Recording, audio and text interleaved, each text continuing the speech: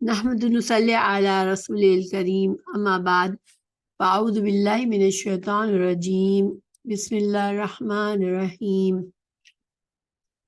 ہم قرآن مجید کی تفسیر کر رہے ہیں اور سورہ البقرہ کی آیت نمبر 185 پر پہنچے ہوئے ہیں۔ ہم شروع کرتے ہیں۔ اعوذ باللہ من الشیطان الرجیم بسم اللہ الرحمن الرحیم۔ شہر رمضان الذی انزل فیہ القرآن ھدی للناس وبینات من الہدی والفرقان فمن شہد منکم الشہر فلیصمہ ومن کان مریضا او علی سفر فعدۃ من ایام اخر یرید اللہ بکم الیسر ولا یرید بکم العسر وَلِتُكْمِلُوا الْعِدَّةَ وَلِتُكَبِّرُوا اللَّهَ عَلَى مَا هَدَاكُمْ وَلَعَلَّكُمْ تَشْكُرُونَ۔ ماہ رمضان وہ ہے جس میں قرآن اتارا گیا جو لوگوں کو ہدایت کرنے والا ہے اور جس میں ہدایت کی اور حق اور باطل کی تمیز کی نشانیاں ہیں۔ تم میں سے جو شخص اس مہینے کو پائے اسے روزہ رکھنا چاہیے۔ ہاں، جو بیمار ہو یا مسافر ہو اسے دوسرے دنوں میں یہ گنتی پوری کرنی چاہیے۔ اللہ تعالیٰ کا ارادہ تمہارے ساتھ آسانی کا ہے، سختی کا نہیں۔ وہ چاہتا ہے کہ تم گنتی پوری کر لو اور اللہ تعالیٰ کی دی ہوئی ہدایت پر اس کی بڑائیاں بیان کرو اور اس کا شکر کرو۔ پیچھے آیت نمبر 184 میں اللہ تعالیٰ نے 83 اور 84 میں اللہ تعالیٰ نے رمضان کے روزے کا حکم دیا تھا، مگر اس میں تھوڑی آسانی تھی۔ وہ پہلا حکم تھا اور اس میں نے آپ کو سمجھایا تھا کہ اللہ تعالیٰ نے فرمایا تھا کہ الذین یطیقونہ فدیۃ فطعام مسکین، کہ اور اس آیت کے ٹکڑے کے 2 ترجمے کیے گئے تھے۔ ایک تو یہ کہ اللہ تعالیٰ نے ایک رخصت رکھی تھی، آسانی رکھی تھی، روزے کا حکم پہلی بار آیا تو فرض کیا گیا پورا مہینے کے روزے کو، تو اللہ تعالیٰ نے یہ آسانی فرمائی کہ جن لوگوں کو فدیہ دینے کی طاقت جو رکھتے اور روزہ نہیں رکھنا چاہتے وہ فدیہ دے سکتے ہیں، روزے کے بجائے ایک مسکین کو کھانا کھلا دیں۔ مگر یہ اگر اس کا یہ معنی سمجھا جائے جو کہ بہت سے علماء نے یہ معنی کیا ہے، تو پھر یہ ٹکڑا اب منسوخ ہو گیا اس آیت سے، کیونکہ اس آیت میں اللہ سبحانہ تعالیٰ نے واضح فرما دیا کہ جو بھی رمضان کا مہینہ پائے وہ روزے رکھے اس مہینے میں۔ گویا کہ اب اللہ تعالیٰ نے کوئی رخصت نہیں دی ہے، رمضان کا مہینہ آیا، اب ایک انسان موجود ہے رمضان میں، ایک مسلمان، تو اس کو روزے رکھنے ہیں۔ ہاں، البتہ کن لوگوں کے لیے آسانی ہے اس میں کہ جو بیمار ہے تو وہ اگر ایسی بیماری ہے کہ وہ کچھ دنوں کے لیے بیمار ہے، وہ اپنی بیماری کے دوران رمضان میں روزے نہ رکھے اور رمضان کے بعد اس کی عادت پورے کر لے، جتنے روزے مس ہوئے اتنے روزے صحت یابی کے بعد پورے کر لے۔ یا پھر انسان سفر میں ہے تو سفر کے لیے رخصت رکھی اللہ نے کہ سفر اگر انسان سفر میں ہے تو اپنے روزے قضا کر سکتا ہے کہ روزہ رمضان کا چھوڑ دیا اور پھر بعد میں پورے کر لیے، ٹھیک ہے۔ لیکن پچھلی جو آیت کو اس کا جو حکم تھا الذین یطیقونہ فدیۃ فطعام مسکین، کہ جو فدیہ، تو اس کا ترجمہ پھر کچھ علماء نے اس طرح کیا اس آیت کا کہ جو لوگ طاقت نہیں رکھتے، یعنی یطیقونہ کا مطلب کسی نے 2 طرح سے ہو سکتا ہے۔ عربی زبان میں کچھ الفاظ ایسے ہوتے ہیں کہ ان کے استعمال کے ڈیفرنٹ طریقے سے ان کا معنی بالکل اپوزٹ ہو جاتا ہے۔ یعنی یطیقونہ کا معنی میں نے کیا بتایا پہلے کہ بہت سے علماء نے یہ ترجمہ نکالا کہ جو طاقت رکھتے ہو، لیکن اسی سے ایک یہ معنی بھی نکلتا ہے کہ جو لوگ مشقت پاتے ہیں اور طاقت نہیں رکھتے روزہ رکھنے کی، وہ فدیہ دے دے۔ اب وہ لوگ کون ہیں؟ علماء نے اس کی تفصیل یہ بتائی کہ جو لوگ اتنے بوڑھے ہو چکے ہیں کہ اب ان سے روزہ رکھنا بہت مشکل ہے، اب وہ روزہ نہیں رکھ پا سکتے، یا ان کی ایسی بیماری ہے کہ وہ اب صحیح ہونے والی نہیں ہے، وہ مرض الموت ہی ہے کہ اب موت ہی اس کی موت تک یہ بیماری اس کی جان نہیں چھوڑنے والی، اور وہ بیماری ایسی ہے کہ روزے سے اس کی بیماری بڑھ سکتی ہے۔ جیسے آپ کو پتہ ہے بعض لوگوں کو سیویئر ڈائبٹیز ہوتی ہے، وہ لوگ روزہ نہیں رکھ پاتے، روزے سے ان کو بہت سی مشکلات ہو جاتی ہیں، یا کوئی بھی ایسی بیماری ہے جس میں روزہ رکھنے سے مشکل آ جاتی ہے، لیکن وہ بیماری ایسی ہے کہ اب جانے والی بھی نہیں ہے، تو پھر ایسے انسانوں کے لیے پرماننٹ رخصت کیا ہے کہ وہ روزے چھوڑ دیں اور روزے کے بجائے ایک مسکین کا کھانا، ایک دن کا کھانا جو کہ وہ عام حالات میں خود کھاتا ہے اپنے گھر میں، ایسا کھانا کسی مسکین کو کھلا دے۔ مگر یہ فدیہ ایسا انسان کے لیے نہیں ہے جو کہ جیسے ایک انسان بیمار ہوا، بخار آیا، اب 4 دن کا بخار ہے، اب یہ کہے کہ میں فدیہ دے دیتا ہوں اور روزے چھوڑ دیتا ہوں، نہیں، ایسے انسان کے لیے کیا حکم ہے کہ رمضان میں روزے چھوڑ دے، بیماری جب تک ہے جب تک، لیکن رمضان کے بعد جیسے ہی صحت مند ہو تو اپنا موقع نکال کے روزے پورے کر لے، ٹھیک ہے۔ تو پونا میں ایسے بیمار لوگ ہیں جو کہ ان کی بیماری پرماننٹ ہے اور وہ بیماری ایسی ہے کہ یہ روزے نہیں رکھ سکتے، اور اس میں وہ بھی شامل ہو جاتی ہے، وہ خواتین جو کہ اب ان کے پریگننسی ہے، اب پریگننسی کے بعد پریگننسی میں عورت اپنے روزے چھوڑ سکتی ہے، ادا کر سکتی ہے، لیکن اب ہوا یہ کہ پریگننسی کے بعد اس نے فیڈنگ، دودھ پلانا شروع کیا، اب 2 سال تک دودھ پلایا، دودھ پلانے والی ماں کے لیے بھی اجازت ہے کہ روزہ نہیں رکھے۔ تو اب اس کے 3 رمضان چلے گئے، پریگننسی میں 1 مہینہ گیا اور بعد میں 2 رمضان چلے گئے، اب وہ دوسری بار پریگننٹ ہو گئی۔ اب ظاہری بات ہے کہ اگر اس کو کئی بچے اس طرح سے ہوئے اور کئی سال نکل گئے، اب ایسی عورت کے لیے اب مشقت ہو رہی ہے کہ اب وہ پورے کیسے کرے گی اپنے روزے، تو پھر ایسی عورت کے لیے بھی یہ حکم آ سکتا ہے، وہ بھی اس حکم میں آ سکتی ہے کہ وہ روزے پورے کر لے۔ لیکن اگر انسان لاپرواہی میں کئی سال تک روزے نہیں رکھتا، اب 40 سال کی عمر ہوئی، اب اسے احساس ہوا کہ اللہ میں نے تو ابھی روزے رکھے ہی نہیں، اور روزے رکھے بھی تو کبھی 1-2 روزے رکھے، کبھی 4 رکھے، کبھی 5 رکھے، کبھی 10 رکھے، لیکن کوئی گنتی بھی نہیں کی، اور اتنے سال گزر گئے، اب اسے احساس ہوا کہ نہیں یہ تو میں نے گناہ کیا ہے۔ اب ایسا انسان کیا کرے؟ اب اس کے سر پر 600-700 روزے سر پہ چڑھے ہوئے ہیں، کئی سالوں کے جمع ہو چکے ہیں، اب وہ کیا کرے؟ تو ایسے انسان کے لیے یہ ہے کہ وہ اللہ سے دل سے صحیح استغفار کرے، توبہ استغفار کرے، بہت اللہ سے دعا مانگے، بخشش مانگے، اور نفلی روزوں کی کثرت کرے باقی زندگی میں، اور فرض روزوں کی پابندی کرے، باقی کے رمضانوں میں پوری پابندی سے روزہ رکھتا رہے، اور جتنے بھی ہو سکے زیادہ سے زیادہ نفلی روزے رکھتا رہے، تو انشاءاللہ اللہ تعالیٰ سے امید رکھ سکتا ہے کہ اللہ تعالیٰ اس کے گناہوں کو معاف کر دے گا، کیونکہ بغیر کسی عذر کے فرض روزہ چھوڑنا رمضان میں اتنا بڑا گناہ ہے کہ وہ کسی طرح سے بھی اس کا ازالہ نہیں ہو سکتا۔ وہ ایسا ہے جیسے انسان نے اپنی ساری دنیا کی ساری نعمتوں کا نقصان کر دیا، تو وہ بغیر کسی ریزن کے انسان رمضان کا روزہ نہیں چھوڑ سکتا، کیونکہ یہ فرض عبادات میں سے ہے۔ اب انشاءاللہ یہ تو ایک خلاصہ تھا روزے کے حکم کا، ٹھیک ہے۔ اب میں تھوڑا سا ورڈ بائی ورڈ جاتی ہوں، ترجمہ کرتے ہیں ہم اس کا۔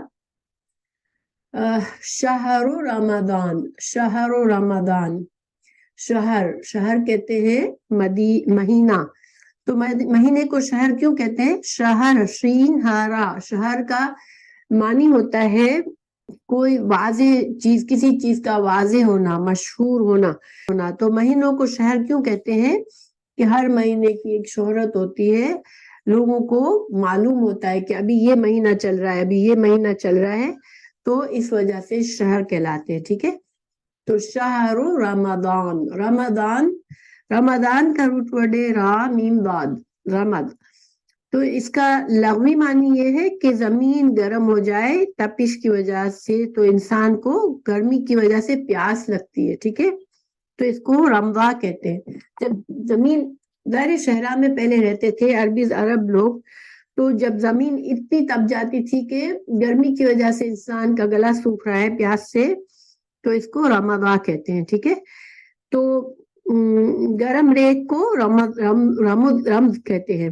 رمضان کے مہینوں کو رمضان اس لیے کہا گیا کہ جب روزے فرض ہوئے تھے تو یہ مہینہ گرمیوں میں تھا، اور وہ گرمیوں کی شدت میں پیاس کی فیلنگ کی جو ہوتی ہے، تو رمضان کہا گیا اس کو. ٹھیک ہے، اچھا، تو شہر و رمضان، پھر اللہ تعالیٰ نے یہ فرمایا کہ مہینہ رمضان کا مہینہ کیا کون سا ہے؟ الذی، وہ ہے جو انزلا، نازل کیا گیا. اللہ تعالیٰ رمضان کے مہینے کی تعریف فرما رہے ہیں کہ رمضان کا مہینہ کیا ہے. تو رمضان کا مہینہ وہ ہے جس میں نازل کیا گیا. انزلا یہ پیسو ہے، نزلہ، انزلہ کا مطلب ہوتا ہے نازل کیا. انزلہ، انزلہ کا مطلب ہوتا ہے نازل ہوا، یعنی اترا. ایک شخص خود اترا اوپر سے، کوئی چیز اوپر سے خود اتری. انزلہ، انزلہ کا مطلب ہے کسی نے نازل کیا. اب اس میں کس نے نازل کیا یہ پتہ نہیں ہے، لیکن جو کہ یہ تو اللہ تعالیٰ کی بات ہو رہی ہے، تو اللہ نے ہی نازل کیا ہے. لیکن اللہ تعالیٰ نے یہاں پیسو لفظ سے کہا ہے. انزلہ فیہ، فی ہی کتنے الفاظ ہیں؟ فی ہی. فی کا مطلب ہوتا ہے میں، ہی اس میں، اس میں ہی. یہ ہی ضمیر کہاں جا رہی ہے؟ رمضان کے مہینے کی طرف ہے، رمضان میں.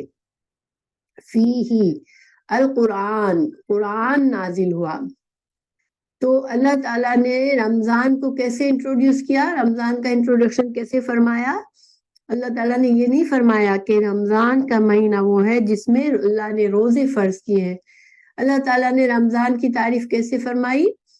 کہ رمضان کا مہینہ وہ ہے جس کی فضیلت کیا ہے؟ کہ اس میں قرآن نازل ہوا. تو کین یو سی کہ قرآن کی ہمیں اس میں قرآن کی فضیلت پتہ چلتی ہے کہ قرآن کا نازل ہونا اتنی بڑی فضیلت ہے کہ اللہ تعالیٰ نے اس مہینے کی خاص بات کیا بتائی؟ کہ اس میں قرآن نازل ہوا. پھر اللہ تعالیٰ قرآن کے بارے میں بتاتے ہیں کہ ہدن، جو ہدایت ہے، للناس، لوگوں کے لیے. قرآن کیا ہے؟ قرآن ہدایت ہے لوگوں کے لیے. وبینات، اور بینات ہے اس میں، بینتن کی واحد بینتن ہے، اور یہ جمع بینات ہے. بیان کرنا، بیان سے ہے. بیان کرنا، جب انسان کوئی چیز بیان کرتا ہے تو واضح ہو جاتی ہے نا. تو ہم بیان سنتے ہیں کسی کا تو باتیں واضح ہوتی ہے ہمارے لیے. تو بینتن کا مطلب ہوتا ہے واضح چیز، روشن چیز. دلائل، کوئی دلیل، کسی چیز کی دلیل جب سامنے آتی ہے تو وہ چیز واضح ہو جاتی ہے. ثبوت، دلیل ثبوت کو کہتے ہیں. تو بینات، اس میں روشن نشانیاں ہیں، دلائل ہیں. من الہدا، ہدایت میں سے. اس میں ایسے دلائل ہیں، ایسی نشانیاں ہیں، ایسی چیزیں ہیں کہ انسان ان کو دیکھ کر، سن کر انسان کو ہدایت ملتی ہے. ہدایت کیا ہے؟ سیدھے راستے کی پہچان، سیدھے راستے پر چلنا اور سیدھی منزل پر پہنچنا. تو انسان کو قرآن کے ذریعے یہ فائدے حاصل ہوتے ہیں کہ اس میں انسان کو ایسے دلائل نظر آتے ہیں جس سے اس کو صحیح راستے کی پہچان ہوتی ہے، اور وہ صحیح راستے پر چلنے کی، اس کی قرآن کی برکت سے، قرآن کو فالو کرنے سے، قرآن پر ایمان لانے سے انسان کو توفیق ملتی ہے سیدھے راستے پر چلنے کی. اللہ تعالیٰ اسے توفیق دیتا ہے اور اسے منزل تک پہنچاتا ہے، یعنی کہ دنیا کی زندگی سے کامیاب ہو کر وہ آخرت میں جنت تک پہنچتا ہے. والفرقان، اور قرآن فرقان ہے. قرآن کو فرقان کہا گیا. فرقان کا روٹ ورڈ کیا ہے؟ فرقہ. فرق ہم اردو میں کہتے ہیں نا فرق کرنا. کسی چیز میں فرق کیسے ہوتا ہے کہ دو چیزیں ہیں, اب کالا ہے, ایک چیز کالی ہے, ایک سفید ہے, تو ہم کیا کہتے ہیں کہ رنگ کی وجہ سے اس میں فرق آیا ہے, یعنی رنگ نے ہمیں پہچان کرائی کہ یہ چیز سفید ہے, یہ کالی ہے, دونوں الگ الگ ہے. تو فرقان کا مطلب کیا ہے کہ فرقان ایسی چیز ہے جو دو چیزوں میں جدائی ڈال دے, الگ الگ کر دے, واضح کر دے. تو قرآن میں کیا چیز کی فرقان ہے, کس چیز کو قرآن الگ کرتا ہے؟ حق کو باطل سے الگ کرتا ہے. جب انسان قرآن پڑھتا ہے تو اسے حق سمجھ آتا ہے اور اسے باطل کی پہچان ہوتی ہے کہ یہ حق ہے اور یہ باطل ہے, یہ سچ ہے اور یہ جھوٹ ہے. تو انسان قرآن پڑھ کے اس کو اس کی زندگی کا صحیح مقصد نظر آتا ہے, اور جو چیزیں جو باتیں صحیح نہیں ہوتی, جو طریقے صحیح نہیں ہوتے, اس کی پہچان ہوتی ہے. تو قرآن کو فرقان کیوں کہا گیا کہ قرآن جو ہے وہ حق اور باطل میں فرق کرتا ہے, انسان کے لیے سچائی کو سامنے لاتا ہے اور جھوٹ کو کی پہچان بتا دیتا ہے کہ اس سے ہمیں بچنا ہے, ہمیں یہ طریقہ استعمال کرنا ہے. ٹھیک ہے. فمن شہدہ, فمن پس من جو, شہدہ پائے. شہادہ کا مطلب ہوتا ہے کیا؟ حاضر ہونا. گواہی کو بھی شہادت کیوں کہتے ہیں کہ انسان نے کوئی چیز حاضر ہوتا ہے, انسان کوئی چیز کو نوٹس کرتا ہے, دیکھتا ہے, پھر اس کو بیان کرتا ہے. تو شاہد جو رمضان میں موجود ہو, جو زندہ ہو رمضان میں. اس کے مقابلے میں جب انسان سفر پر ہوتا ہے تو وہ حاضر نہیں ہوتا, لیکن جب رمضان میں انسان اپنے گھر میں موجود ہے, جو رمضان میں صحت میں موجود ہے, رمضان کو پاتا ہے. منکم تم میں سے, الشہرا اس مہینے کو. شہرن کا مطلب ہوتا ہے کوئی بھی مہینہ, الشہرا یہاں پر ال لگا ہوا ہے, تو ال سے مطلب کیا ہوا؟ کوئی خاص مہینہ. اور خاص مہینہ کون سا ہے جس کی بات چل رہی ہے؟ رمضان. ٹھیک ہے, یہاں پر ال آیا ہے, یعنی یہ خاص مہینہ, یعنی یہ مہینہ جس کی ہم بات کر رہے ہیں رمضان. تو تم میں سے جو کوئی اس مہینے کو پائے, یعنی کہ رمضان کو پائے, فلیصم پس لام تاکید کا ہے, ضرور بضرور, ضرور کرے. تو وہ ضرور رکھے, ضرور کرے. یسم وہ, یا مضارع, فعل مضارع ہے, یا کا مطلب وہ. سم روزہ رکھے, سوم سے ہے. فلیصم ہو کی ضمیر الشہر کی طرف جاری, یعنی اس رمضان کے مہینے میں ضرور روزے رکھے. ومن اور جو کانا ہے مریضن, اب رمضان تو آیا, رمضان پایا, مگر رمضان میں جو شخص بیمار ہے, مریض ہم اردو میں بھی کہتے ہیں مریض, او یا الا اوپر, سفر میں ہے, فعدتن تو گنتی پوری کرنا ہے.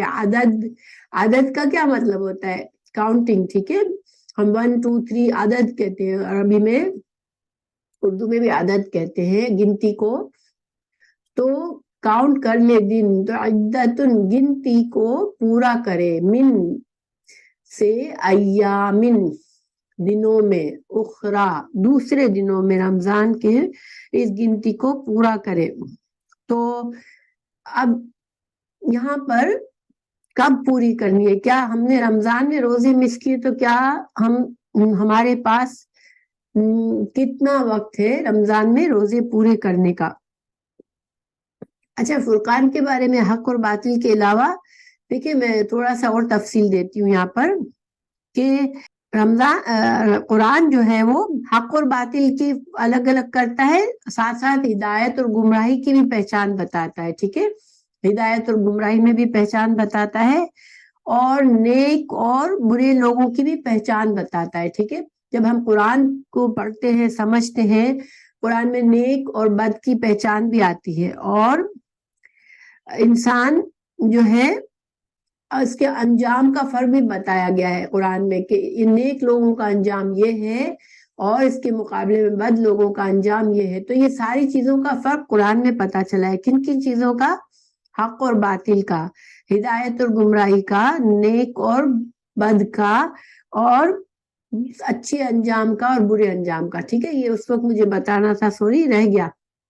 الفرقان، قرآن کو فرقان کیوں کہا گیا ہے؟ اچھا، اب میں آگے چل رہی ہوں کہ انسان کے روزے مس ہوئے، بیمار ہوا تھا یا سفر میں تھا، کچھ روزے مس ہو گئے، تو اب اس کو کن دنوں میں پورا کرنا ہے؟ تو اس کے لیے ہمیں حکم کیا ملتا ہے؟ پورا سال، اگلے رمضان سے پہلے پہلے اس کو جتنے روزے مس ہوئے اس رمضان میں ان کو پورا کرنا ہے. تسلسل ضروری نہیں ہے، لیکن ایک پورے سال کے اندر جتنے بھی روزے مس ہوئے تھے رمضان کے ان کو پورا کر لے. اگلے رمضان شروع ہونے سے پہلے اس حساب کو پورا کر لے. ٹھیک ہے.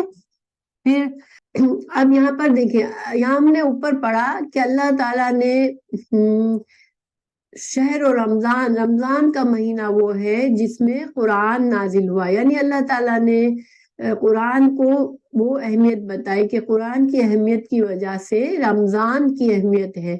تو رمضان میں روزے رکھنے کے اللہ تعالیٰ نے حکم اصل میں کیوں دیا ہے کہ اللہ تعالیٰ نے رمضان میں ان مسلمانوں پر یہ بڑی نعمت، ایک بڑی نعمت اتاری ہے، اس لیے رمضان میں روزے فرض کیے گئے. یعنی روزوں کا فرض ہونا ایک نعمت ہے. اللہ تعالیٰ نے مسلمانوں کو موقع دیا کہ یہ خاص عبادت کر کے اللہ کا شکر کرے رمضان میں، کیونکہ رمضان میں اللہ تعالیٰ نے قرآن دیا. سوال یہ کہ قرآن تو 23 سالوں میں نازل ہوا تھا، آہستہ آہستہ نازل ہوا تھا، تو اللہ تعالیٰ نے، اس کا کیا مطلب ہے کہ اللہ تعالیٰ فرمانے کہ رمضان میں قرآن نازل ہوا تھا؟ تو اصل میں قرآن، علماء کا کہنا یہ ہے کہ لیلۃ القدر میں آسمان دنیا پر بیت العزت تک بیک بک اتارا گیا تھا. ایک بیت العزت ہے جہاں پر فرشتے رہتے ہیں اور یہ فرشتوں کی عبادت گھر ہے. یہ جس طرح سے کعبہ ہے تو کعبے سے اوپر آسمانوں پر اسی مقام پر ایک بیت العزت ہے جہاں پر فرشتوں کا عبادت گھر ہے. فرشتے وہاں پر طواف کرنے کے لیے جاتے ہیں. اور تو بیت العزت پر میں قرآن کو پورا کا پورا لوح محفوظ سے پہلے لیلۃ القدر میں کی رات میں پورا اتارا گیا. پھر وہاں سے حضرت جبرائیل کے ذریعے، وحی کے ذریعے تھوڑا تھوڑا کر کے قرآن کو آپ صلی اللہ علیہ وسلم کے دل پر 23 سالوں میں اتارا گیا وحی کے ذریعے. ٹھیک ہے، یہ مطلب ہے. اس کی حدیث میں حضرت عبداللہ بن عباس کے ذریعے ہمیں اس کی یہ بات ملتی ہے کہ قرآن جو ہے وہ بیت العزت میں اتارا گیا تھا. اچھا، اللہ تعالیٰ نے قرآن کو رمضان کی فضیلت بتایا. تو رمضان میں قرآن جو ہے وہ قرآن کے نزول کی وجہ سے رمضان کے مہینے کو اللہ تعالیٰ نے اتنی فضیلت دی کہ روزوں کا انعام دے دیا. اب روزوں کو تو ہم تو ایک عبادت سمجھتے ہیں جس میں ذرا مشقت بھی ہے، لیکن اللہ تعالیٰ نے ہمیں اصل میں انعام کے طور پر دیا ہے. کیونکہ آپ کو یاد ہے کہ روزے جو ہے، انسان روزوں کا کیا فائدہ ہے کہ انسان اس سے متقی بنتا ہے، انسان کے اندر تقوی پیدا ہوتا ہے. اور آپ کو یہ بھی پتا ہوگا کہ سورہ بقرہ میں ہم نے پڑھا تھا کہ یہ قرآن متقی لوگوں کے لیے ہدایت ہے. تو جو کہ قرآن سے اصل فائدہ کن کو ملتا ہے؟ جو جس کے اندر تقوی ہوتا ہے. اور جب انسان اللہ کے لیے رمضان کے مہینے میں اپنے حلال چیزوں کو بھی چھوڑ دیتا ہے، کھانا پینا بھی صبح سارا دن نہیں کرتا، گناہوں کے کاموں سے بچتا ہے، شوہر اور بیوی کے تعلق نہیں کرتا رمضان کے روزے کے دوران، تو گویا کہ یہ ان سارے چیزوں سے، اللہ کی خاطر، اللہ کے ڈر سے، دیکھیں جب انسان کا روزہ ہوتا ہے نا، تو چاہے کوئی نہ بھی دیکھ رہا ہو، کمرے میں کوئی نہیں ہے، انسان اکیلا گھر میں ہے، پھر بھی یہ نہیں کرتا کہ چھپ کر بہت شدید بھوک اور پیاس ہو تو جلدی سے تھوڑا سا کھا لے اور پی لے، حالانکہ کوئی بھی نہیں دیکھ رہا، مگر اسے اللہ کا ڈر سب سے زیادہ رمضان میں انسان کو روزے میں ہوتا ہے کہ وہ چاہے کتنی بھی بھوک لگی ہو، کھانا سامنے ہو، کوئی دیکھنے والا نہیں ہو، پھر بھی وہ اسے پتا ہوتا ہے، یقین ہوتا ہے کہ میرا اللہ مجھے دیکھ رہا ہے، میں نے اللہ کے لیے روزہ رکھا ہے، تو وہ وہ اس روزے کو توڑتا نہیں ہے، اور کتنا بھی غصہ آئے کسی کے ساتھ زیادتی نہیں کرتا، کیونکہ اسے ڈر ہوتا ہے کہ میرے اللہ نے مجھے منع فرمایا ہے رمضان میں میرے روزے کا اجر ضائع ہو جائے گا۔ تو یہ چیزیں 1 مہینے تک کرنے سے انسان کے اندر انسان کی ٹریننگ ہو جاتی ہے، اور اس کے اندر اتنا صبر آ جاتا ہے کہ اس کے اندر تقویٰ پیدا ہو جاتا ہے، اللہ کا مستقل ڈر پیدا ہو جاتا ہے۔ باقی کی زندگی میں پورے سال میں وہ پھر اسے آسان ہو جاتا ہے گناہوں کے کاموں سے بچنا، نیکی کے کام کرنا۔ تو یہ اصل میں روزے کی عبادت اللہ تعالیٰ نے انعام کے طور پر دی ہے کہ یہ ہماری ٹریننگ کا مہینہ ہے، اس میں ہمارے لیے آسان ہو جاتا ہے کہ ہم اپنے اندر تقویٰ پیدا کر لیں، کیونکہ جب تک تقویٰ نہیں ہے، جب تک انسان کو قرآن سے ہدایت نہیں ملنی، اور جب تک تقویٰ نہیں ہے اس کو جنت نہیں ملنی، کیونکہ تقویٰ والوں کے لیے اللہ نے فرمایا کہ تم کو قرآن سے ہدایت ملے گی، اور تقویٰ سے کرنے والوں سے اللہ محبت کرتا ہے، قرآن ہی میں ہمیں اللہ تعالیٰ نے بتایا، اور تقویٰ والوں ہی کے بارے میں اللہ نے بتایا کہ اولئک هم المفلحون، وہی لوگ فتح پانے والے ہیں۔ تو اس وجہ سے ہمیں اللہ کا شکر کرنا ہے رمضان کے مہینے میں کہ اللہ نے ہمیں یہ نعمت دی، اور پھر شکر کا اللہ تعالیٰ نے ہمیں آگے حکم دیا کہ شکر کا ہم اظہار کیسا کریں۔ تو یہ آگے اسی آیت میں کہ تم تکبیریں بیان کرو۔ تو ٹھیک ہے، میں انشاءاللہ وہاں پہنچتی ہوں تو اس کو واضح کرتی ہوں۔ یرید اللہ تعالیٰ فرما رہے ہیں، اللہ یریدو ارادہ رکھتا ہے، چاہتا ہے، ارادہ بھی اسی سے، یریدو چاہتا ہے، اللہ بکم تمہارے ساتھ، اليسر، یسر یا سین را کا مطلب ہوتا ہے آسانی۔ اللہ تمہارے لیے نرمی اور سہولت چاہتا ہے، آسانی چاہتا ہے، فراخی چاہتا ہے، یہ سارے معنی یسر کے ہیں۔ ولا اور نہیں، یریدو چاہتا، بکم تمہارے ساتھ، عسر کہتے ہیں تنگی کو۔ تو عسر کیا ہے؟ تنگی، تکلیف، ٹھیک ہے، فراخی کا نہ ہونا عسر ہے۔ تو اللہ تعالیٰ یہاں ہمیں وجہ بتا رہے ہیں کہ تمہیں اللہ تعالیٰ نے یہ روزے دیے ہیں، تمہیں رمضان دیا ہے، تو اللہ تعالیٰ کا ارادہ تم کو تنگی اور مشکل میں ڈالنے کا نہیں ہے، یعنی کہ اللہ تعالیٰ جو تمہیں احکامات دیتے ہیں وہ انسان کو، دین کے احکامات کا مقصد کیا ہوتا ہے کہ انسان کو مشکلات میں مبتلا کرنا نہیں ہوتا۔ جیسے اب رمضان ہم نماز پڑھتے ہیں، نماز سارے کام چھوڑ کے نماز پڑھنا، 5 وقت پڑھنا، تو یہ کوئی اللہ تعالیٰ نے ہمارے لیے مشکل کرنے کے لیے نہیں کی ہے، ٹھیک ہے۔ رمضان میں کھانا پینا 1 مہینے تک چھوڑتے ہیں تو اللہ تعالیٰ نے ہمیں سزا کے طور پر نہیں دی ہے، یہ کیا ہے؟ یہ اللہ کی طرف سے ہمارے لیے آسانی ہے۔ کس چیز کی آسانی ہے؟ کہ اچھے کام کرنے سے انسان کے اندر جو اچھائی آتی ہے، ان احکامات پر عمل کرنے سے جو ہمیں فائدے ملتے ہیں وہ بہت بڑے فائدے ہیں، وہ ہماری فلاح اور بہبود کے فائدے ہیں، اس سے ہمیں آخرت کی کامیابی ملتی ہے۔ تو ایکچولی دین کے احکامات کا مقصد کیا ہے کہ اللہ تعالیٰ نے جو بھی احکامات ہمیں دیے ہیں وہ ہمارے لیے آسانی پیدا کرتی ہے کہ ہم جنت کے راستے پر چلنا ہمارے لیے آسان ہو جائے۔ اللہ کا جتنا فرما برداری کریں گے، جتنے احکامات اللہ کے ہم اچھی طرح پورے کریں گے، ہمارے لیے جنت کا راستہ آسان ہوتا جائے گا۔ تو اللہ تعالیٰ نے فرمایا ولی تکملو، اور لی چاہیے تم کو کہ تکملو کمال تک پہنچنا ہوتا ہے، کمال سے ہے کہ مکمل کرو، پوری کرو، عدت کو، یعنی جو روزے مس ہوئے ان کو بھی پورے کرو بعد میں، اور 30 روزے صحت کی حالت میں پورے کرو، جو رمضان کا مہینے کے 29 یا 30 جتنے بھی روزے ہیں ان کو پورا کرو۔ اور کیا کرو جب پورے کر لو؟ ولی تکبرو، اور تمہیں چاہیے کہ تم بڑائی بیان کرو اللہ کی اس نعمت پر، اس شکر کرو اللہ کا کہ تم کو اللہ نے نہ صرف رمضان کا مہینہ دیا برکتوں والا، اس میں روزے کا حکم دیا جس سے ہم میں بہت سے فائدے ہیں، ہمارے اندر تقویٰ آئے گا، اور اس کو رکھنا آسان بھی کر دیتا ہے اللہ رمضان میں۔ تو پھر اگر ہمارے لیے اللہ نے رمضان میں آسانی بھی رکھی، ہمیں صحت اور قوت بھی دی، توفیق بھی دی، تو پھر اب ہمیں کیا کرنا ہے؟ اگر ہمارے روزے پورے ہو گئے تو ہمیں تکبیرات کہنا ہے، ٹھیک ہے۔ آپ کو پتہ ہے کہ عید کے موقع پر تکبیرات کہی جاتی ہے، اور حضرت علی نہیں، حضرت عمر بن حضرت ابن عمر ابا حضرت عبداللہ بن عمر، سوری میرے منہ سے نام نکل نہیں رہا تھا، عبداللہ بن عمر مدینہ کی سڑکوں پر نکل جاتے تھے اور بآواز بلند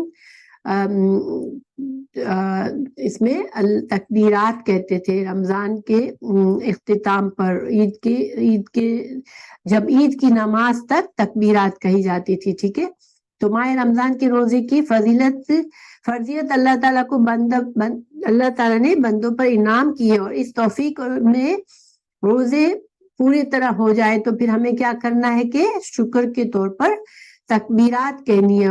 اور حضرت عبداللہ بن عمر رضی اللہ عنہ عید الفطر اور عید الضحیٰ میں بآواز بلند تکبیرات کہتے ہوئے عیدگاہ تک جاتے تھے اور امام کے آنے تک کہتے رہتے تھے۔ تو یہ ہمیں تکبیرات کب تک کہنی ہے؟ جب تک انسان مسجد میں پہنچ جائے، عیدگاہ میں پہنچ جائے، اور جب امام منبر پر آ جائے تو پھر ہمیں اسٹاپ کرنا ہے، ٹھیک ہے۔ اور اس کے اللہ اکبر لا الہ الا اللہ واللہ اکبر وللہ الحمد یہ بھی ہے، اور ایک اور بھی ہے۔ تو یہ تکبیرات آپ کو پتا ہوگا کہ عید کے دن یہ تکبیرات کہنی ہوتی ہے، اور اس کا مقصد کیا ہے کہ بندہ اللہ کا شکر کرے کہ اس کو اللہ نے رمضان میں توفیق دی روزے رکھنے کی۔ وَلِتُكَبِّرُوا اللَّهَ اللہ کی تکبیر بیان کرو، اور علی اوپر ما جو ہداکم اللہ نے تمہیں ہدایت دی، وَلَعَلَّكُمْ تَشْكُرُونَ اور تاکہ تم شکر کرو۔ تو تکبیرات کا مقصد کیا بتایا اللہ نے کہ تم کو جو ہدایت دی اللہ نے، اور ہدایت کے 3 معنی ہوتے ہیں، آپ کو پہلے ہی بتایا ہے، صحیح راستے کی پہچان ہونا، صحیح راستے پر چلنے کی توفیق ہونا، اور منزل تک پہنچنا۔ تو اللہ نے ہمیں رمضان کی نشاندہی کی بھی، ہم نے روزے رکھنے کی ہمیں توفیق دی اور ہمارے روزے پورے کرائے، تو پھر ہمیں اب اللہ کا شکر کرنا ہے، ٹھیک ہے۔ اللہ نے خود ہی وضاحت کر دی اس کی۔ اچھا، رمضان میں ایک اور خاص عبادت کیا ہے؟ قیام اللیل ہے، ٹھیک ہے۔ قیام اللیل کیا ہوتی ہے؟ جو تراویح، جس کو ہم تراویح کے طور پر جانتے ہیں، تو تراویح آپ صلی اللہ علیہ وسلم سے ہمیں حدیث ملتی ہے آپ صلی اللہ علیہ وسلم کے بارے میں کہ آپ نے رمضان میں اپنی زندگی میں 23ویں رات کو، 25ویں رات کو اور 27ویں رات کو قیام اللیل کروایا تھا، باجماعت نماز پڑھائی تھی۔ اور آپ صلی اللہ علیہ وسلم کا کتنا طریقہ تھا؟ تراویح میں آپ جو تھے وہ 8 رکعت پڑھاتے تھے، اور پھر وتر کے ساتھ 11 ہو جاتی تھی، ٹھیک ہے۔ حضرت عائشہ رضی اللہ عنہا نے بھی بخاری میں یہ موجود ہے کہ آپ کی جو رکعت ہوتی تھی تراویح کی وہ کتنی تھی؟ 8 اور پھر 3 رکعت وتر کی، تو 11 رکعت پڑھاتے تھے آپ، ٹھیک ہے۔ اچھا، آپ صلی اللہ علیہ وسلم سے 20 رکعت کبھی ثابت نہیں ہے، آپ نے کبھی بھی رمضان میں 20 رکعت کی تراویح نہیں پڑھائی تھی۔ یہ 20 رکعت کے بارے میں کیا ہے؟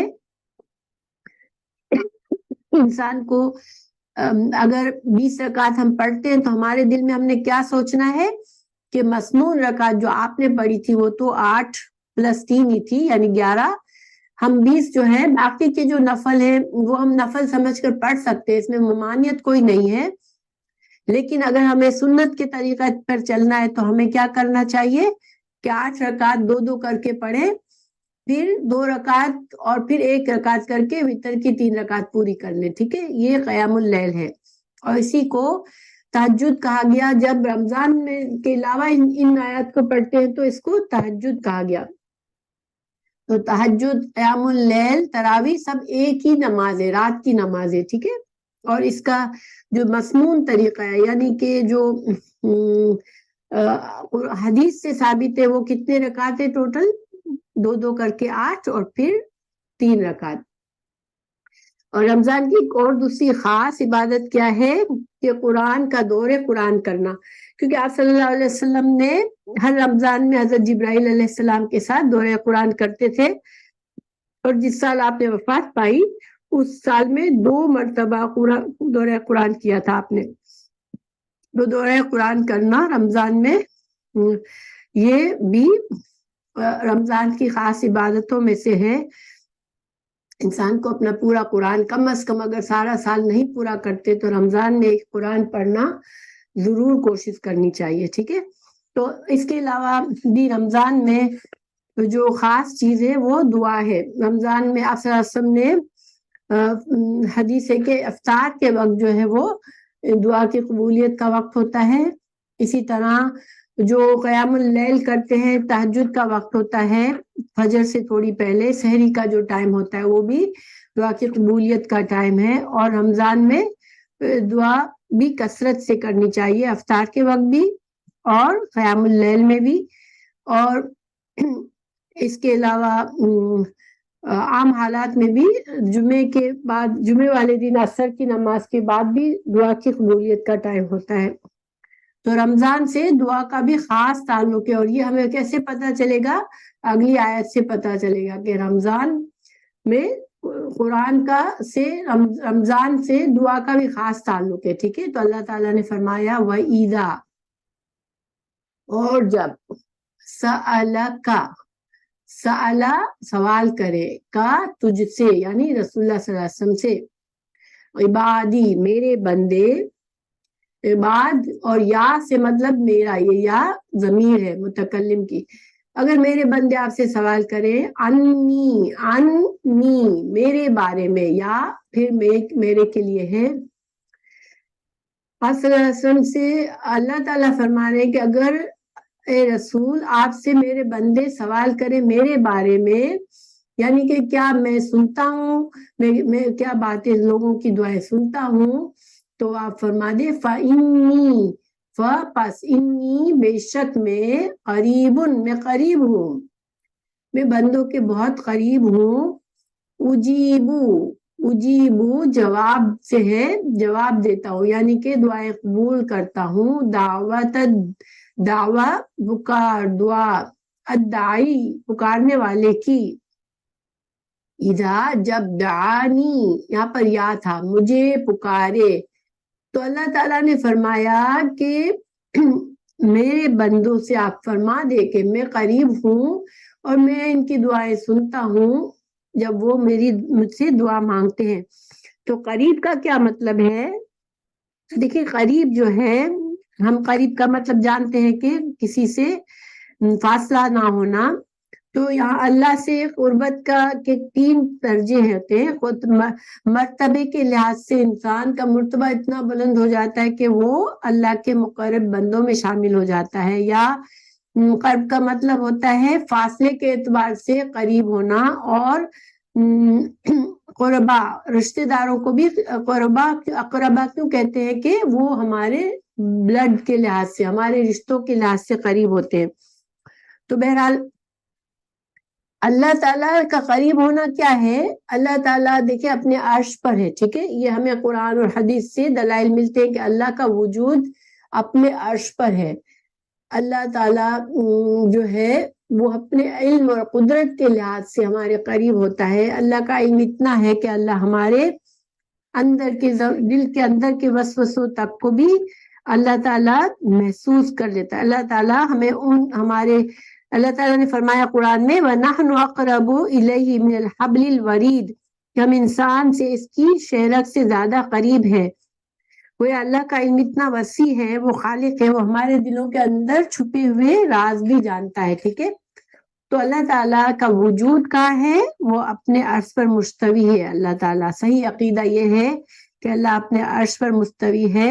یہ قرآن میں 7 جگہ لکھایا ہے کہ اللہ اپنی ذات کے اعتبار سے عرش پر مستوی ہے، مگر اپنے علم اور قدرت کے لحاظ سے اللہ کی قدرت جو ہے اتنی وسیع ہے کہ اللہ تعالیٰ ایک ایک چیز دیکھتا ہے، اللہ کے علم میں سب کچھ موجود ہے، اور اللہ تعالیٰ بندے کے اتنے قریب ہے کہ اس کے دل کے خیالات بھی اللہ تعالیٰ کو معلوم ہوتے ہیں۔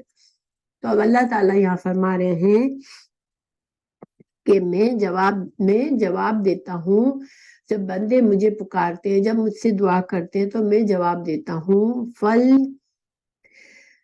فل یستجیبو، تو بندوں کو کیا کرنا ہے؟ پس چاہیے کہ، لام کا مطلب ہے چاہیے کہ، یستجیبو وہ بھی مجھے جواب دے، لی میرے لیے، ولیؤمنو اور چاہیے کہ وہ ایمان لے آئے بھی میرے ساتھ، لعلہم تاکہ وہ یرشدون وہ رشد پائے، وہ راہ راست پالیں، ٹھیک ہے۔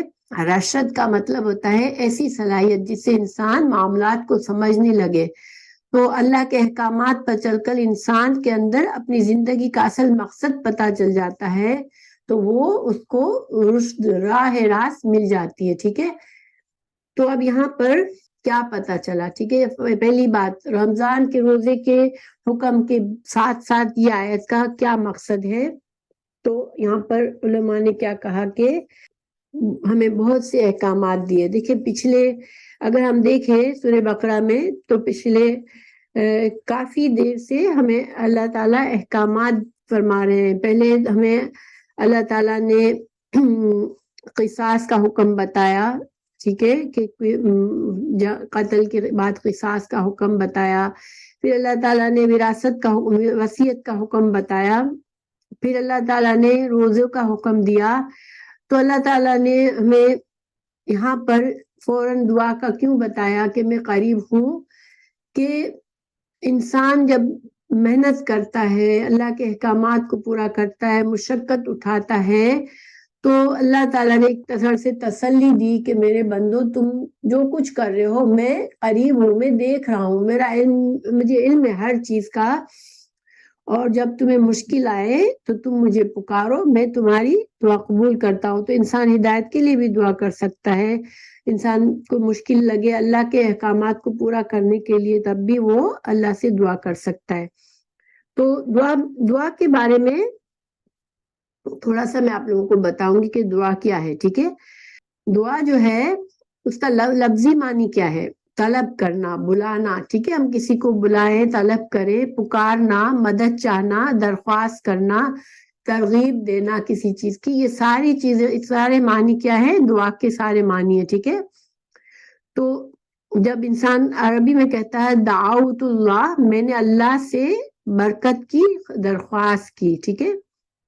اچھا، اور اصطلاحی معنی کیا ہے اس کا، یعنی کہ ہماری شریعت میں دعا جب ہم کہتے ہیں تو کیا مطلب ہوتا ہے، اللہ سے خیر و برکت کے حصول اور شر سے پناہ کے لیے اللہ تعالیٰ کے حضور میں گر گرانا اور پکارنا، اور دعا، اس کو دعا کہتے ہیں، ٹھیک ہے۔ چونکہ یہ ساتھ ساتھ آئی ہے رمضان کے ساتھ ساتھ، تو علماء نے فرمایا کہ رمضان میں دعا کا بھی خاص مقام ہے، دعا بھی ایک خاص عبادت ہے جو کہ رمضان کے مہینے میں کثرت سے کی جانی چاہیے، ٹھیک ہے۔ اور دعا بھی عبادت ہے اصل میں، دعا کرنا، دیکھیں عام انسانوں سے ہم چیز مانگتے ہیں کچھ تو وہ انوئڈ ہو جاتے ہیں، مگر جب ہم اللہ سے دعا کرتے ہیں، اللہ سے اپنی مرضی کی، اپنی خواہش کی چیزیں مانگتے ہیں، تو یہ ایکچولی عبادت بھی ہوتی ہے، اس کا ہمیں دعا کرنے کا بھی اجر و ثواب ملتا ہے۔ تو سبحان اللہ، ہمارا مالک کیسا ہے کہ جب ہم اس سے مانگتے ہیں تو وہ ہمیں اس کا بھی اجر و ثواب دیتا ہے، اس کو بھی عبادت کہا گیا ہے، ٹھیک ہے۔ دعا کی فضیلت کیا ہے، اہمیت کیا ہے، تو دعا جو ہے جب سارے اسباب اور سہارے جواب دے دیں پھر بھی ایک مومن کا یہ ہتھیار ہے۔ مومن جو ہے کبھی بھی نا امید نہیں ہوتا، اس کو پتا ہوتا ہے کہ میں اللہ سے دعا مانگوں گا، اللہ میری دعا قبول فرمائے گا۔ تو دعا جو ہے وہ انسان کے لیے ایک ہتھیار کی، ایک مومن کے لیے ایک ہتھیار کی حیثیت رکھتا ہے۔ دیکھیں جو لوگ ایمان نہیں رکھتے وہ بعض اوقات اتنے مایوس ہو جاتے ہیں کہ ان کو کوئی امید نظر نہیں آتی، لیکن ایک مومن اللہ پر بھروسہ یقین رکھنے والا دعا کرتا رہتا ہے اور نا امید نہیں ہوتا، ٹھیک ہے۔ اچھا، پھر رسول اللہ صلی اللہ علیہ وسلم کا طریقہ بھی یہی تھا کہ ہر موقع پر دعا سکھائی آپ کو، آپ نے ہمیں ہر موقع کی دعا سکھائی ہے، زندگی کے کھانے پینے کے وقت کی دعائیں بتائی ہے، غم میں دعا بتائی ہے، خوشی میں دعا بتائی ہے، اچھے کپڑا ملنے پر دعا بتائی ہے، آندھی طوفان زلزلوں اور گرہن، سورج اور چاند گرہن کے موقع پر دعا بتائی ہے، یعنی آپ صلی اللہ علیہ وسلم نے، ہم نے صبح اٹھتے ہیں تو اس کی دعائیں بتائی ہیں، رات کو سوتے ہیں تو اس کی دعائیں بتائی ہیں، ٹھیک ہے۔ تو آپ صلی اللہ علیہ وسلم نے یہ اپنی زندگی میں یہ چیزیں اپنا کر ہمیں ہر چیز کی تعلیم دی ہے کہ ہمیں ہر موقع پر دعا ہمیں سکھائیے۔ رسول اللہ صلی اللہ علیہ وسلم نے فرمایا کہ بے شک تمہارا پروردگار بڑا حیا والا ہے اور سخی ہے، جب بندہ اس کے سامنے ہاتھ پھیلاتا ہے تو انہیں خالی نہیں لوٹاتے، انہیں خالی لوٹاتے ہوئے اسے شرم آتی ہے، یعنی اللہ سبحانہ تعالیٰ حیادار ہے۔ اللہ سے جب بندہ دعا مانگتا ہے تو یہ اللہ کی شان کے خلاف ہے کہ اللہ تعالیٰ اس کی دعا کو قبول نہ فرمائے۔ اللہ تعالیٰ سے جب بندہ بلکہ نہیں مانگتا، اللہ تعالیٰ سے دعا کرنا چھوڑ دیتا ہے تو وہ اللہ اس سے ناراض ہوتا ہے، کیونکہ یہ ایک تکبر ہوتا ہے۔ اللہ تعالیٰ رسول اللہ صلی اللہ علیہ وسلم نے فرمایا کہ تمہارا رب فرماتا ہے مجھ سے دعا کرو میں تمہاری دعا قبول کروں گا، جو لوگ میری عبادت سے تکبر کرتے ہیں ان قریب و ذلیل ہو کر جہنم میں داخل ہوں گے۔ انسان کتنی مشکل بیماری میں ہے، اگر اس کو توفیق نہیں مل رہی کہ وہ دعا کرے اور وہ کہتا ہے مجھے دعا نہیں مانگنی، میری دعا قبول نہیں ہوتی، تو یہ تکبر ہے اور اللہ اس سے ناراض ہوتا ہے۔ تو حضرت عباس رضی اللہ تعالیٰ سے بھی روایت ہے کہ رسول اللہ صلی اللہ علیہ وسلم نے فرمایا کہ دعا کرنا افضل عبادت ہے۔ تو دعا کرنا عبادت ہے، اس کی دلیل کیا ہے؟ یہ حدیث ہے کہ ہم جب دعا کرتے ہیں تو اصل میں ہم اللہ کی عبادت کر رہے ہوتے ہیں۔ اسی وجہ سے بندوں سے دعا مانگنا یہ شرک ہے، ٹھیک ہے؟ کسی بندے کسی دربار پر، کسی درگاہ پر، کسی مولا سے، کسی امام سے، کسی بزرگ سے دعا مانگنا، کسی مرے ہوئے انسان کی قبر پر دعا مانگنا کہ آپ ہماری مشکل حل کر دے، کسی نبی سے کا نام لے کر کہنا کہ آپ نبی آپ ہماری دعا قبول کر لیں، یہ شرک ہے، کیونکہ دعا مانگنا صرف اللہ سے دعا مانگنا جائز ہے۔ ہاں البتہ جب ہم لوگوں سے مدد مانگتے ہیں کہ بھئی آپ کے پاس اللہ نے آپ کو دیا ہے مال، آپ ہماری یہ مشکل حل کر دیں، ہم تو وہ اصل میں اللہ کے دیے ہوئے اسباب کی وجہ سے ہم اس سے مدد مانگ رہے ہوتے ہیں۔ ہمارے دل میں یہ نہیں ہوتا کہ یہ بندہ ہم کو بغیر اسباب کے ہماری مدد کے قابل ہے۔ اللہ کے دیے ہوئے اسباب کسی کے پاس ہوتے ہیں، ہم اس سے ان کے ذریعے اس سے مانگتے ہیں تو یہ شرک نہیں ہوتا، ٹھیک ہے؟ جیسے کوئی امیر آدمی ہے، اگر اس کے پاس کوئی غریب فقیر جاتا ہے کہ اللہ نے تجھے اتنا دیا ہے تو مجھے دے، میری مدد کر دے، تو یہ شرک نہیں ہے۔ ہاں البتہ اگر انسان کے پاس روزی نہیں، اب کسی دربار پر جاتا ہے، کسی درگاہ پہ جاتا ہے، کسی مرے ہوئے سے یا کسی زندہ سے یہ کہتا ہے کہ میری رزق کو کشادہ کر دے، میری پریشانیاں دور کر دے، تو یہ شرک ہو جاتا ہے، ٹھیک ہے؟ انسان کو یقین رکھنا چاہیے کہ صرف اللہ ہی بغیر اسباب کے میری دعا قبول کرتا ہے، مجھے چیزیں دیتا ہے۔ کسی کو اولاد نہیں ہے، اب کسی اور بندے سے کہے کہ میں آپ کے لیے یہ کرتا ہوں، میں درگاہ پر یہ چڑھاتا ہوں، چادر چڑھاتا ہوں، مجھے اولاد ہو جائے، تو یہ شرک ہے، ٹھیک ہے؟ کیونکہ عبادت انسان اپنی ضرورت کی چیز کو بھی مانگتا ہے، اللہ سے ڈائریکٹ مانگے۔ اگر کسی انسان سے مانگتا ہے تو پھر اس کو یقین ہونا چاہیے کہ انسان صرف اللہ کی دیے ہوئے اسباب کی وجہ سے میری مدد کر سکتا ہے، ٹھیک ہے؟ حدیث میں بھی ہمیں یہ ملتا ہے کہ اللہ تعالیٰ نے فرمایا، تمہارے رب نے فرمایا مجھے پکارو میں تمہاری پکار قبول کرتا ہوں۔ تو یہ بھی دلیل ہے کہ اللہ تعالیٰ دعائیں قبول کرتا ہے۔ اچھا، پھر بعض اوقات دعا جو ہے وہ ہمیں نظر نہیں آ رہی ہوتی کہ ہماری دعا قبول ہوئی یا نہیں، تو اصلی اس کے تین طریقے ہوتے ہیں دعا کی قبولیت کے۔ نمبر 1، دعا کے مطابق اللہ تعالیٰ انسان کی حاجت پوری کر دیتا ہے، ٹھیک ہے؟ اور اسے پتا چلتا ہے میری دعا قبول ہو گئی۔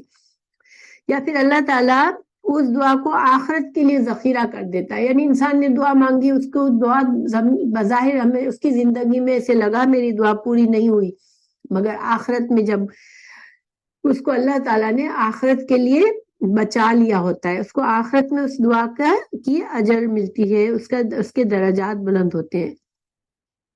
یا پھر دعا کے بدلے دعا تو پوری نہیں ہوئی لیکن اللہ نے کسی بلا کو ٹال دیا، ٹھیک ہے؟ تو دعا قبول ہمیشہ ہوتی ہے، مگر کبھی ہمیں نظر آتی ہے اور کبھی نہیں نظر آتی، کیونکہ حضرت ابو سعید خدری سے روایت ہے کہ بندہ جب قیامت کے دن ڈھیر ساری نیکیاں اپنے اعمال نامے میں دیکھے گا، اس سے کہا جائے گا کہ یہ تمہاری ان دعاؤں کا اجر ہے جو دنیا میں قبول نہیں ہوئی تھی، تو بندہ خواہش کرے گا کہ کاش میری کوئی دعا دنیا میں قبول نہ ہوئی ہوتی، کیونکہ آخرت کی نیکیاں، آخرت کا اجر دنیا کی سے کئی گنا زیادہ ہے۔ تو جب دنیا میں انسان کی دعائیں قبول نہیں ہوئی، آخرت میں ہوئی تو بھی یہ سب سے بڑا درجہ ہے، ٹھیک ہے۔ پھر دعا کی قبولیت کے کچھ شرائط بھی ہیں کہ دعا جو ہے وہ صرف اور صرف مالک کے دو جہاں سے مانگنی چاہیے، ٹھیک ہے، کسی اور سے دعا نہیں مانگ سکتے۔ پھر دیکھیں بہت سی نعتوں میں رسول اللہ صلی اللہ علیہ وسلم سے دعا مانگی جاتی ہے کہ آپ بگڑی بنا دے ہماری، آپ ہماری مشکل کر دے، آپ مشکل حل کر دے۔ تو کوشش کرنی چاہیے اس طرح کی نعتوں سے بچے انسان۔ رسول اللہ صلی اللہ علیہ وسلم سے محبت ہے تو درود شریف پڑھ لینا زیادہ بہتر ہے، درود شریف کا بڑا فضل ہے، لیکن انسان ایسی نعتوں کے ایسے بول سے بچے جس میں آپ صلی اللہ علیہ وسلم کو مشکل کشا کہا گیا ہو، اور آپ سے اپنی حاجت روا کہا گیا ہو آپ کو، اور آپ سے دعا مانگی گئی ہو ڈائریکٹ، تو یہ جو ہے وہ شرک ہو جاتا ہے۔ کسی بھی نبی کا اپنے فضائل ہے وہ اپنی جگہ پر ہے، لیکن دعا جو ہے وہ صرف اللہ سے مانگنے کی ہے۔ پھر پوری دل جمعی سے، خشوع اور خضوع سے دعا مانگنی چاہیے۔ جب انسان اللہ سے پورے حاضر دل سے دعا مانگتا ہے تو دعا قبول ہوتی ہے۔ اب ہمارے دل میں خیالات کا ہجوم ہے، یہ بھی سوچے وہ بھی سوچے، اور ساتھ ساتھ ہم دعا پڑھ رہے ہیں، تو یہ دعا حاضر دل سے نہیں ہوتی، ٹھیک ہے۔ دل کی حاضر حضوری ضروری ہے، دل کا حاضر ہونا، خشوع خضوع ہونا دعا کے لیے ضروری ہوتا ہے۔ پھر حلال رزق اور حلال لباس ضروری ہوتا ہے۔ انسان کے دعا مانگنے والے کا رزق اگر حرام ہے، وہ حرام کی چیزیں، حرام کے کپڑے پہنے ہوئے ہیں، حرام کی کمائی کھا رہا ہے، پھر دعا مانگتا ہے تو اس کی دعا قبول نہیں ہوتی۔ اس کے لیے حدیث موجود ہے، اس بک میں آپ پڑھ لیں گے انشاءاللہ جو میں نے دی آپ کو۔ پھر دعا کو قبلہ رخ کرے تو زیادہ افضل ہے، ٹھیک ہے۔ جب بھی دعا مانگنی ہے باوضو ہو کے قبلہ رخ ہو کے پڑھے تو وہ زیادہ دعا قبول افضل ہے وہ دعا۔ پھر گناہ یا قطع رحمی کی دعا نہیں کرنی چاہیے کہ اللہ، جیسے اگر مثال کے طور پر بہو دعا کرے اللہ میری ساس کو رخصت کر دے دنیا سے، یا ساس دعا کرے اللہ میرے بیٹے سے، میری بہو کو یہ نقصان دے دے، یا اس کا رشتہ توڑ دے میرے بیٹے سے، یا اس طرح کے، یعنی میں تو مثال دے رہی ہوں، لیکن رشتوں کو توڑنے والی دعا نہ ہو، کسی کے لیے بد دعا خاص طور سے نہ کرے انسان۔ پھر دعا کی قبولیت میں تاخیر پر دعا ترک نہ کرے، ٹھیک ہے۔ اگر دعا قبول نہیں ہوئی اور ہمیں وہ چیز ضروری ہے، ہم تو مانگتے رہنا چاہیے، اور اللہ سے امید کرنی چاہیے کہ اللہ تعالیٰ جب بہتر ٹائم ہوگا جب اس دعا کو قبول کریں گے، لیکن ہمیں دعا کو ترک نہیں کرنا چاہیے۔ پھر دعا سے پہلے حمد و ثنا کرنی چاہیے، رسول اللہ صلی اللہ علیہ وسلم پر درود بھیجنے چاہیے، اور اللہ تعالیٰ کے سامنے اپنے گناہوں کا اعتراف کر کے بخشش کی درخواست کرنی چاہیے۔ قبولیت دعا کے اوقات میں دعا مانگے تو زیادہ فائدہ ہے۔ وہ قبولیت کے اوقات کون سے ہیں؟ رات کے آخری حصہ جو سحری کا ٹائم ہوتا ہے، فجر کی نماز سے پہلے کا حصہ، اذان اور اقامت۔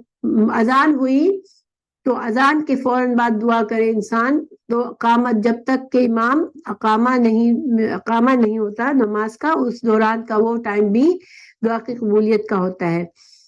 پھر فرض نماز کے بعد، ہر فرض نماز کے بعد بھی دعا قبول ہوتی ہے۔ جمعے کے دن نماز عصر کے بعد قبولیت کا وقت ہے۔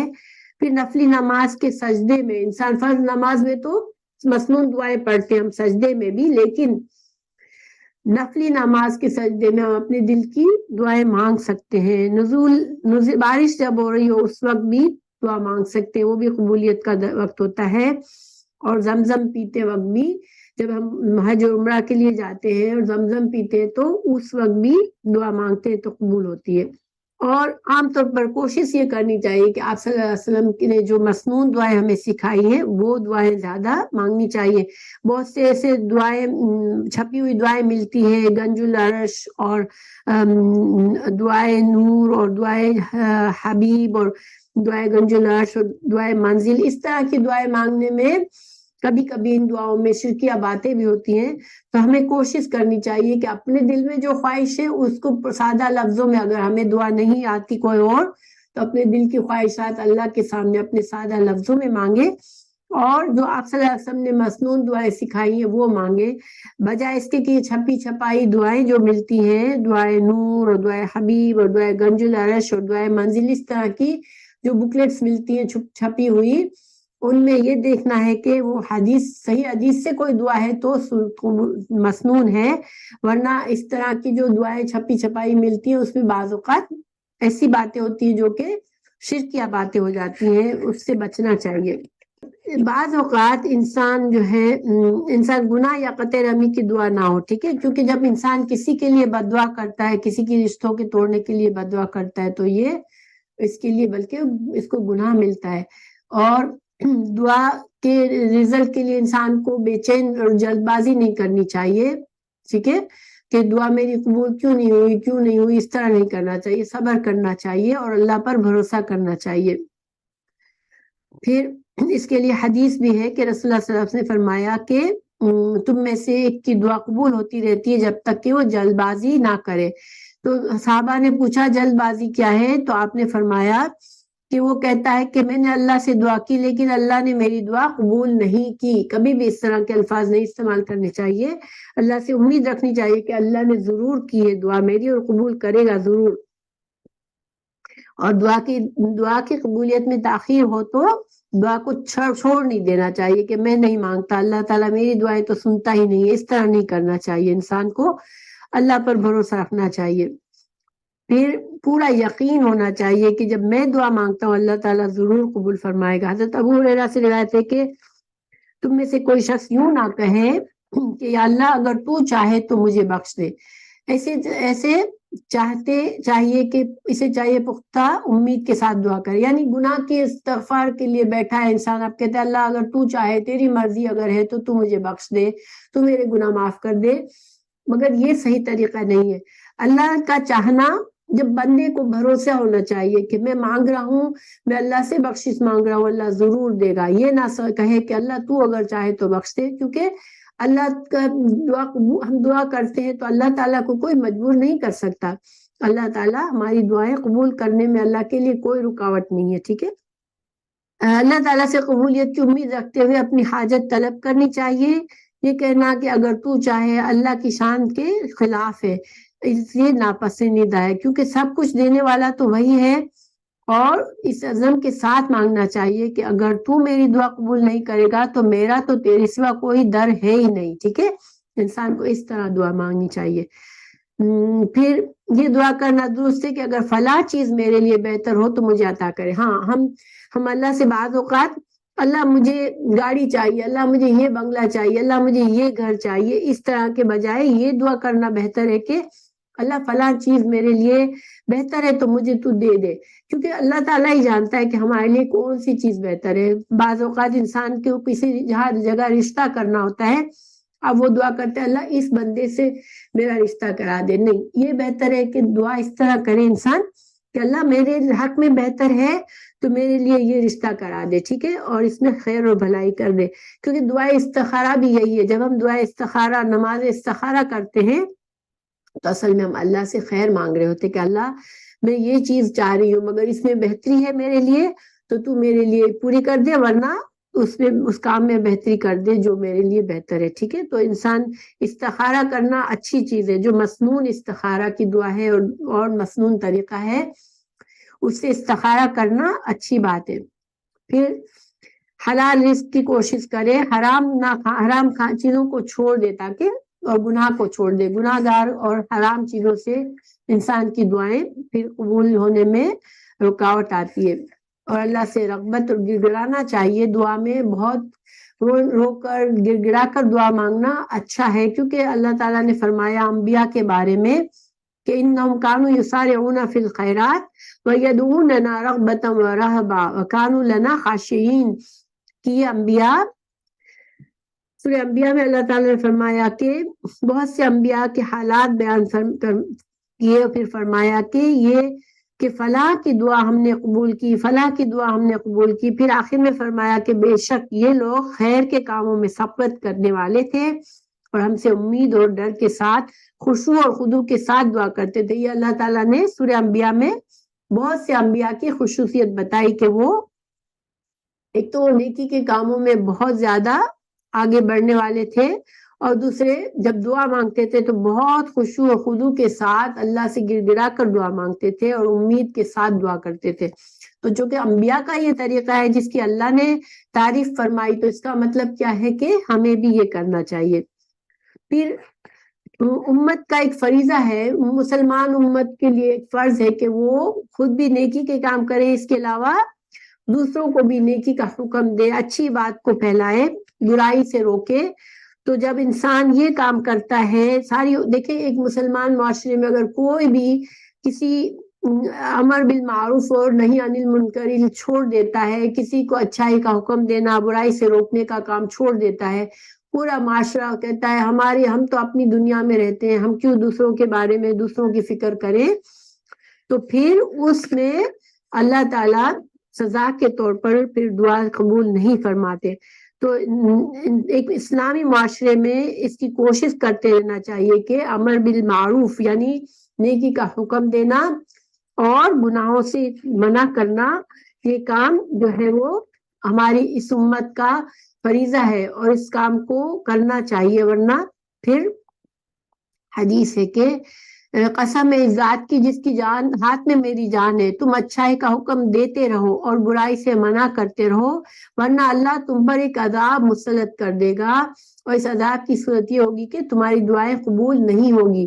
تو جس معاشرے میں ہم رہتے ہیں اس میں کوئی بھی اگر نہیں کام یہ کر رہا اور سب اپنی اپنی دھن میں مگن ہے اور کوئی کسی کی فکر نہیں کر رہا کہ وہ نیکی کی طرف جا رہا ہے یا بدی کی طرف جا رہا ہے، تو پھر اللہ تعالیٰ اس معاشرے سے ناراض ہو جاتے ہیں. ہر مسلمان کی ذمہ داری ہے کہ اپنے محور اور اپنے میدان میں رہ کر یہ کام کرتا رہے کہ امر بالمعروف کرے اور برائی سے روکے. کیونکہ حدیث ہے تم میں سے ہر ایک نگہبان ہے، ہر ایک سے پوچھا جائے گا تم نے اپنے ماتحتوں کے بارے میں کیا کیا. یعنی کہ ماں پر بچوں کی ذمہ داری ہے، باپ پر بیوی بچوں کی ذمہ داری ہے، اسی طرح ہمارے رشتہ داروں پر ہماری ذمہ داری ہے. یعنی کہ ہر انسان کو یہ نہیں کہہ سکتا کہ میں تو کسی کا ذمہ دار نہیں ہوں. ہر انسان کو اللہ تعالیٰ نے کوئی نہ کسی چیز کا نگہبان بنایا ہوتا ہے، تو اس کی فکر کرنی چاہیے کہ اس کے دین کی فکر کرنی چاہیے ہمیں، اور بچوں کو بھی اپنے سمجھاتے رہنا چاہیے. پھر رسول اللہ صلی اللہ علیہ وسلم نے فرمایا لوگوں اچھائی کا حکم دیتے رہو، برائی سے روکتے رہو، اس سے پہلے کہ تم دعائیں کرو اور تمہاری دعائیں قبول نہ ہو، کیونکہ پھر اس کام کو چھوڑنے سے دعائیں قبول نہیں ہوتی. اچھا، آسانی میں تو انسان اللہ کو پہچان رکھے، تنگی میں وہ آسانی میں تو اللہ سے جان پہچان رکھ، تنگی میں وہ تجھے یاد رکھے گا. جب انسان کے حالات اچھے ہو تو انسان اللہ سے دور نہ ہو جائے، تو پھر جب اس پر کوئی مشکل آئے گی تو اللہ تعالیٰ اس کی دعا جلدی قبول کرتا ہے، جو کہ اپنے اچھے وقت میں بھی اللہ کو یاد کرتا رہتا ہے. ٹھیک ہے. حضرت عائشہ سے روایت ہے رسول اللہ صلی اللہ علیہ وسلم نے فرمایا جس انسان کو یہ اچھا لگتا ہے کہ تنگی اور مصیبت کے وقت اس کی دعا فوراً قبول ہو جائے، تو اسے چاہیے کہ آسانی میں اللہ کو نہ بھولے. ٹھیک ہے. تو ہمارے اچھے حالات میں انسان کو مگن نہیں ہو جانا چاہیے، بلکہ اللہ کے ذکر کو جاری رکھنا چاہیے. پھر دعا کی قبولیت کے لیے اللہ کی تعریف، رسول اللہ صلی اللہ علیہ وسلم پر درود بھیجنا بھی ضروری ہے، اور اس کے لیے بھی حدیث کی دلیل موجود ہے، آپ لوگ پڑھ لیجئے گا کہ ہمیں دعا سے پہلے اللہ کی حمد و ثنا کرنی ہے اور رسول اللہ صلی اللہ علیہ وسلم پر درود بھیجنا ہے. اللہ سے عافیت کی دعا ضرور مانگنی چاہیے، کیونکہ عافیت کا سوال کرو، آپ صلی اللہ علیہ وسلم نے فرمایا اللہ سے عافیت کا سوال کرو، کسی کو یقین اور ایمان کے بعد عافیت سے بہتر کوئی چیز نہیں. یعنی ایمان اللہ نے ہمیں دیا، پھر ہمیں عافیت مل گئی تو بہت بڑی نعمت مل گئی. اور عافیت کیا ہے کہ انسان کو دل کا سکون، بیماریوں سے پریشانیوں سے بچ کر رہنا، یہ عافیت ہے. اللہ تعالیٰ اگر ہمیں عافیت نصیب کرے، سکون القلب عطا کرے، تو یہ بہت بڑی نعمت ہے. اس کی دعا ہمیں مانگنی چاہیے.